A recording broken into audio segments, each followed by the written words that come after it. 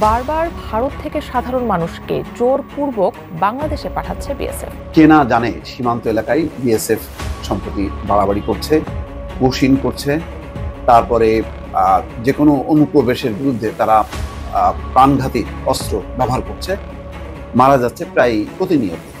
এসব বিষয়ে বাংলাদেশ প্রতিবাদ করছে। এখন প্রতিবাদ করতে করতে সম্ভবত বাংলাদেশও হয়রান হয়ে গেছে। এখন আর তেমন প্রতিবাদ দেখি না। আর কালকে তো পররাষ্ট্র উপদেষ্টা বলেছেন যে পুশিং ঠেকানো সম্ভব না, ভারতকে আমরা চিঠি দেবো, মানে এইটুকের মধ্যেই শেষ হচ্ছে। তো এরকম যখন পরিস্থিতি, তখন চাঁপাইনবাবগঞ্জ সীমান্তে অনুপ্রবেশের অভিযোগে বিএসএফ সদস্য আটক হয়েছে। অবৈধভাবে বাংলাদেশে প্রবেশের দায়ে চাঁপাইনবাবগঞ্জ সীমান্তে ভারতীয় সীমান্তরক্ষী বাহিনী বিএসএফ এর এক সদস্যকে আটক করেছে এলাকাবাসী। বাংলাদেশ থেকে লোক এখানে ঘুরতে আসতো, আগে আসতো না, আর এখন আর দেখা যায় না। আজকে কটা করে নিয়েছিলেন?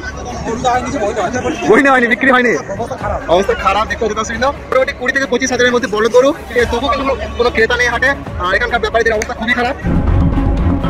ইলিশের পর এবার আম, আর এই আম কেবল ফল নয়, এক মোক্ষম কূটনৈতিক বার্তা। চীনের বাজারে ঢুকে পড়েছে বাংলাদেশের মধুর আম, আর এতেই ধাক্কা খাচ্ছে দিল্লি। বিরোধী দলনেতা শুভেন্দু অধিকারীর বিরুদ্ধে নগর দায়রা আদালতে মামলা। নায়ক শুভেন্দু অধিকারীকে 24 ঘন্টার মধ্যে গ্রেফতার করে আদালতে হাজির করার নির্দেশ দিয়েছেন কলকাতা হাই। সম্মানিত দর্শক, আসসালামু আলাইকুম। নতুন একটি ভিডিওতে আপনাকে স্বাগতম। আমাদের আজকের ভিডিওতে অত্যন্ত গুরুত্বপূর্ণ তথ্য শেয়ার করা হয়েছে।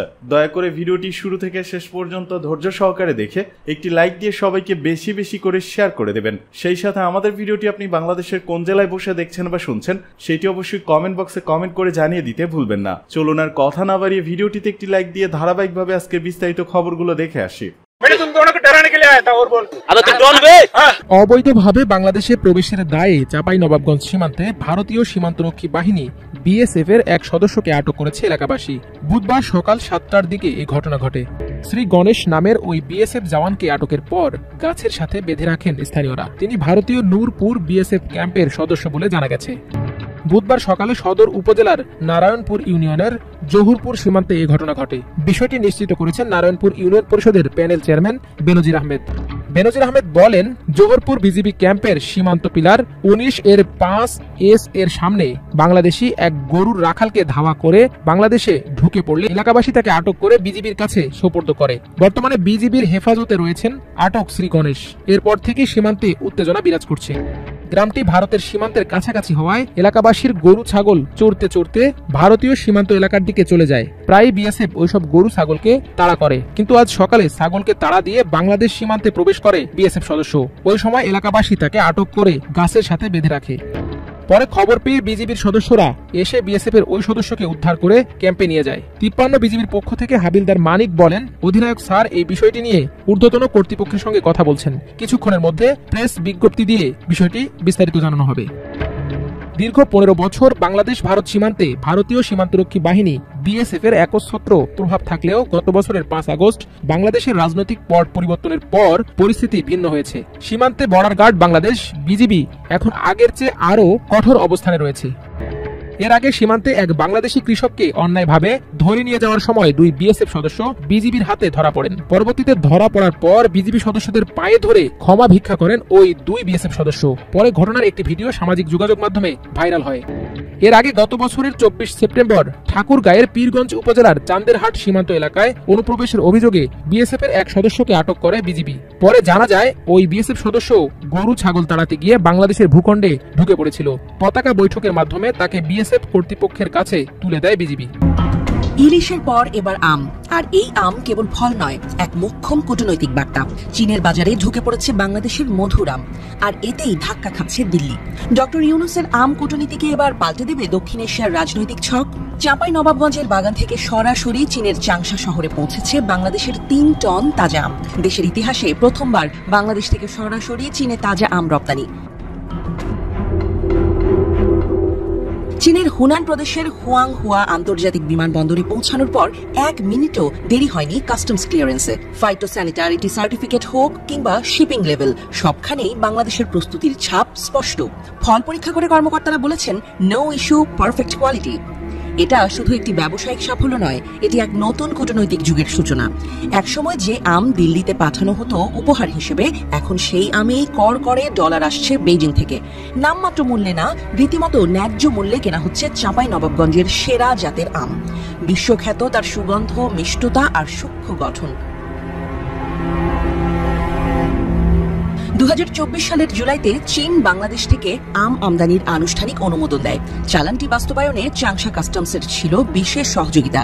ডেডিকেটেড ফ্রেশ এক্সপ্রেস ইউনিট একটি কাস্টমাইজড ক্লিয়ারেন্স প্ল্যান নিশ্চিত করে তারা, যাতে ফল পৌঁছায় একদম টাটকা অবস্থায়। বাংলাদেশের কৃষি সম্প্রসারণ অধিদপ্তরের হিসাব বলছে 2025 সালে দেশের আম উৎপাদন হবে প্রায় 2.7 মিলিয়ন টন, যার অন্তত 5,000 টন রপ্তানির লক্ষ্যমাত্রা। এই রপ্তানির বড় অংশই এখন তাকিয়ে চীনের বিশাল বাজারের দিকে। আগে শুধু মধ্যপ্রাচ্যেই যেত, এখন চীনে পাঠাতে পারছি, আরও দাম পাচ্ছি, কেমিক্যাল ছাড়া আম ব্যাগিং করতে পারছি।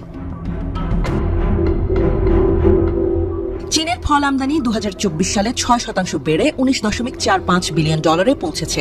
বাংলাদেশি আম পেয়ে চীনা ভোক্তাও খুশি। আর এই রপ্তানির পেছনে নেপথ্যে যার কূটনৈতিক বুদ্ধি, তা নিয়ে আলোচনা শুরু হয়েছে। অনেকে বলছেন এটি ডক্টর মোহাম্মদ ইউনূসের আম কূটনীতি। ভারতের প্রতি অতি নির্ভরতাকে পেছনে ফেলে চীনের সঙ্গে অর্থনৈতিক সম্পর্ককে আরো মজবুত করাই এই নীতির মূল কথা। হাসিনা আম পাঠাতেন দিল্লিকে তুষ্ট রাখতে, অন্তর্বর্তী সরকার আম পাঠাচ্ছে দিল্লিকে বার্তা দিতে। বাংলাদেশ এখন বিকল্প চেনে, দাবেদারি করে না। চীনের বাজারে আম গেলেই হয়তো সব বদলে যাবে না, তবে এটা নিশ্চিত বাংলাদেশ এখন খেলে নিজের মাঠে, নিজের শর্তে। আর আমের বাক্সের গন্ধে লুকিয়ে আছে এক নতুন ভূ কূটনীতির ছাপ। বাংলাদেশ থেকে লোক কি এখানে গরু নিতে আসতো? আগে আসতো বলো, আর এখন আর দেখা যায় না। আজকে কটা গরু এনেছিলেন? বই হয়নি, বিক্রি হয়নি, অবস্থা খারাপ দেখতে পাচ্ছি। কিন্তু মোটামুটি 20 থেকে 25 হাজারের মধ্যে বলদ গরু, তবু কিন্তু কোনো ক্রেতা নেই হাটে। আর এখানকার ব্যাপারীদের অবস্থা খুবই খারাপ, গরু বিক্রি করতে পারেননি। ঠিক আছে, অল্প দামের গরুর দাম চাচ্ছেন খুবই অল্প, তবু বিক্রি করতে পারছেন না। বিক্রি হচ্ছে না। হ্যাঁ ভিউয়ার্স, ঠিকই শুনেছেন, আর বিক্রি হচ্ছে না ভারতের গরু। এবার নিজেই ঠেলা সামলাও।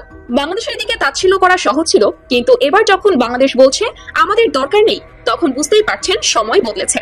এবার আবারও একবার বড় ধাক্কা খেলো ভারতের প্রধানমন্ত্রী নরেন্দ্র মোদী। নরেন্দ্র মোদীর মাথায় এখন হাত, কারণ এবারের কোরবানি ঈদে আর ভারতীয় গরু আমদানি করবে না বাংলাদেশ। বাংলাদেশের চাহিদা অনুযায়ী এবার কোরবানির পশু অতিরিক্ত থাকায় ভারতীয় গরুর প্রয়োজনই নেই। এই খবরে ভারতের গরুর হাটগুলোতে দেখা দিয়েছে ক্রেতার অভাব। ভারতীয় কৃষকরা পাচ্ছেন না তাদের পালিত গরুর দাম। দিশেহারা অবস্থা এখন তাদের। বাংলাদেশ এখন আত্মনির্ভর, কোরবানির পশু নিয়ে আর ভারতীয় গরুর মুখাপেক্ষী নয়। দেশজ উৎপাদনে গরুর চাহিদা পূরণ হয়ে গেছে। সরকার ইতিমধ্যেই জানিয়েছে এবার কোরবানি ঈদে আর কোনো ভারতীয় গরু বাংলাদেশে প্রবেশ করবে না।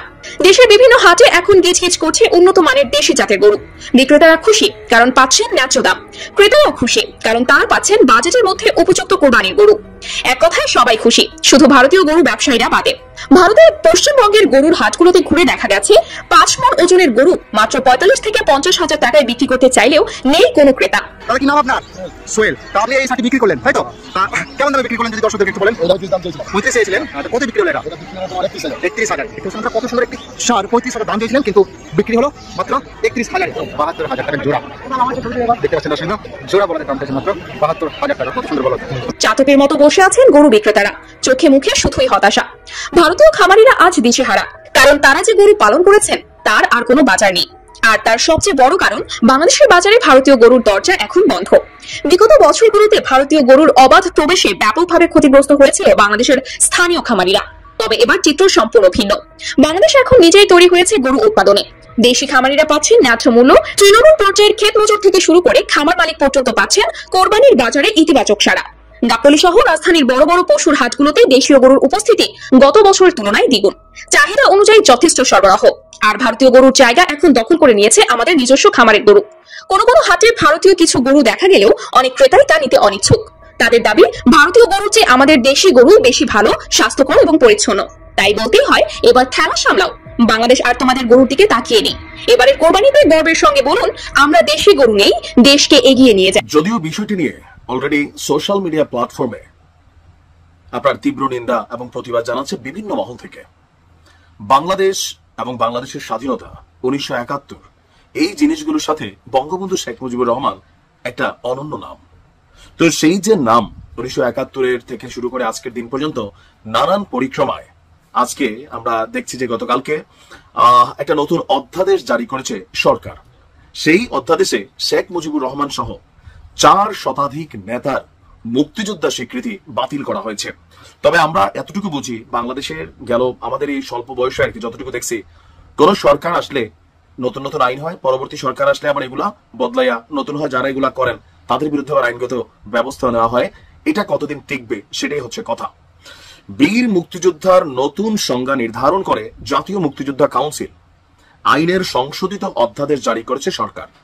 সংশোধিত অধ্যাদেশ অনুযায়ী সরাসরি মুক্তিযুদ্ধে অংশগ্রহণকারীরাই হবেন বীর মুক্তিযোদ্ধা, মানে যারা ফিজিক্যালি মাঠ পর্যায়ে পাকিস্তানি হানাদারদের বিরুদ্ধে লড়াই করেছেন, শুধুমাত্র তারাই পাবেন বীর মুক্তিযোদ্ধা।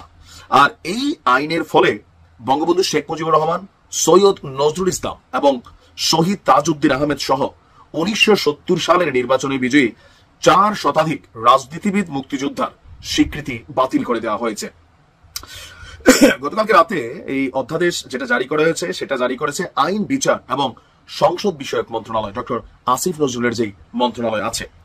নতুন অধ্যাদেশে 1970 সালের নির্বাচনে বিজয়ী 4 শতাধিক রাজনৈতিক নেতার পরিচয়ে মুক্তিযুদ্ধের সহযোগী হিসাবে নির্ধারণ করা হয়েছে। মানে এখন থেকে বঙ্গবন্ধু আর বীর মুক্তিযোদ্ধা না, বা যে 400 জন প্লাস যাদের এই ট্যাগটা সরিয়ে নেওয়া হয়েছে তাদেরকে মুক্তিযুদ্ধের সহযোগী, সরাসরি মুক্তিযোদ্ধা তারা না। সরকারের বক্তব্য যে আপনার এখানে তারা ফিজিক্যালি মাঠ পর্যায়ে যুদ্ধ করেননি। সংশোধিত অধ্যাদেশ অনুযায়ী মুক্তিযুদ্ধকালীন প্রবাসী বাংলাদেশ সরকারের সঙ্গে সম্পৃক্ত ও এমপিএ যারা প্রাদেশিক পরিষদের সদস্য ছিলেন, যারা গণপরিষদের সদস্য হয়েছিলেন, এখন থেকে তারাও মুক্তিযুদ্ধের সহযোগী হিসাবে বিবেচিত হবেন। এতদিন তারা বীর মুক্তিযোদ্ধা হিসাবে বিবেচিত হতো। এটার আমাদের সংশোধিত অধ্যাদেশের বীর মুক্তিযোদ্ধা সংজ্ঞায় বলা হয়েছে 1971 সালের 26 মার্চ থেকে 16 ডিসেম্বর পর্যন্ত দেশের অভ্যন্তরে গ্রামে গঞ্জে যুদ্ধের প্রস্তুতি, আভ্যন্তরীণ প্রশিক্ষণ নিয়েছেন এবং যেসব ব্যক্তি মুক্তিযুদ্ধে অংশগ্রহণের লক্ষ্যে বাংলাদেশের সীমানা অতিক্রম করে ভারতের বিভিন্ন প্রশিক্ষণ ক্যাম্পে তাদের নাম অন্তর্ভুক্ত করেছিলেন এবং বাংলাদেশের মহান স্বাধীনতা অর্জনের লক্ষ্যে পাকিস্তানের বিরুদ্ধে ফিজিক্যালি যুদ্ধে লিপ্ত হয়ে হানাদার এবং দখলদার পাকিস্তানি সশস্ত্র বাহিনী, তাদের এদেশীয় সহযোগী রাজাকার, আল বদর, আল শামস, তৎকালীন মুসলিম লীগ, জামাত ইসলামী, নেজামে ইসলাম এবং দালাল ও শান্তি কমিটির বিরুদ্ধে মুক্তিযুদ্ধে সক্রিয় অংশগ্রহণ করেছে। এরূপ সকল বেসামরিক নাগরিক এবং উক্ত সময়ে যাদের বয়স সরকার কর্তৃক নির্ধারিত সর্বনিম্ন বয়সের মধ্যে আছে, এখানে বিভিন্ন ক্রাইটেরিয়াতে তারাই বীর মুক্তিযোদ্ধা হিসাবে অন্তর্ভুক্ত হবেন। এর বাইরে হানাদার এবং দখলদার পাকিস্তানি বাহিনী এবং তাদের সহযোগী কর্তৃক নির্যাতিত সকল বীরাঙ্গনা এবং মুক্তিযুদ্ধকালে আহত বীর মুক্তিযোদ্ধাদের চিকিৎসা সেবা প্রদানকারী ফিল্ড হাসপাতালের সকল ডাক্তার, নার্স এবং চিকিৎসা সহকারীদের বীর মুক্তিযোদ্ধার স্বীকৃতি দেওয়া হয়েছে। অলরেডি এ নিয়ে রাজনীতির মাঠে চলছে নানান বক্তব্য, কারণ এই বিষয়টাকে অনেকেই কাউন্টার করছেন, যেটা সরকারের একটা উদ্দেশ্য প্রণোদিত আপনার এই অধ্যাদেশ। এটা বঙ্গবন্ধু সহ আওয়ামী লীগের যারা ওই পর্যায়ে জাতীয় নেতা ছিলেন তাদেরকে কৌশলে আসলে যে জায়গাটা স্বাধীনতা 71 এখান থেকে সরিয়ে দেওয়া হয়েছে। এটা আওয়ামী লীগ সহ বিভিন্ন জায়গা থেকে এই ধরনের বক্তব্য আছে। সরকার মনে করছে বীর মুক্তিযোদ্ধা হবে তারাই সরকারের, কারণ যে যারা ফিজিক্যালি মাঠ পর্যায়ে লড়াই করেছে আর যারা সাপোর্ট করেছে তারা সহযোগী হবে। দেখা যাক এই আইন কতদিন থাকে অথবা কি হয়, সময় বলে দেবে। ভুল সংবাদ পরিবেশন করলে ব্যবস্থা নেবে সরকার, জানালেন উপপ্রেস সচিব আজাদ। ভুল সংবাদ পরিবেশন করলে সরকার তাদের বিরুদ্ধে প্রয়োজনীয় আইনগত ব্যবস্থা নেবে বলে জানিয়েছেন অন্তর্বর্তী সরকারের প্রধান উপদেষ্টা প্রেস সচিব আবুল কালাম আজাদ মজুমদার। আজ বুধবার দুপুরে রাজধানী ফরেন সার্ভিস একাডেমিতে আয়োজিত এক সংবাদ সম্মেলনে কথা জানান তিনি। আবুল কালাম আজাদ মজুমদার বলেন, এখন থেকে ভুল সংবাদ প্রকাশ করবেন বা বিভ্রান্তিকর তথ্য প্রকাশ করবেন যেগুলো মানুষকে বিভ্রান্ত করবে, সরকার তাদের বিরুদ্ধে প্রয়োজনীয় আইনগত ব্যবস্থা নেবে। প্রধান উপদেষ্টার এ উপপ্রেস সচিব বলেন, মুক্তিযুদ্ধের খেতাব সংক্রান্ত খবরটি ভুয়া, মিথ্যা ও ভিত্তিহীন বানোয়াট। যেসব গণমাধ্যম ভুল সংবাদ প্রচার করেছেন আমরা আশা করব তারা তাদের ভুলটা সংশোধন করবেন। যেখানে তারা ভুল সংবাদটি ছাপিয়েছেন ঠিক একই জায়গায় তারা সংশোধনী ছেপে পাঠকদের কাছে দুঃখ প্রকাশ করবেন। অন্তর্বর্তী সরকার গণমাধ্যমের স্বাধীনতার ব্যাপারে খুব উদার দাবি করে আবুল কালাম আজাদ মজুমদার বলেন, আমরা সমালোচনাকে সবসময় স্বাগত জানাই, কিন্তু কাউকে এরকম কোনো লাইসেন্স দেওয়া হয়নি যে তিনি চাইলেই একটি ভুল সংবাদ প্রচার করবেন।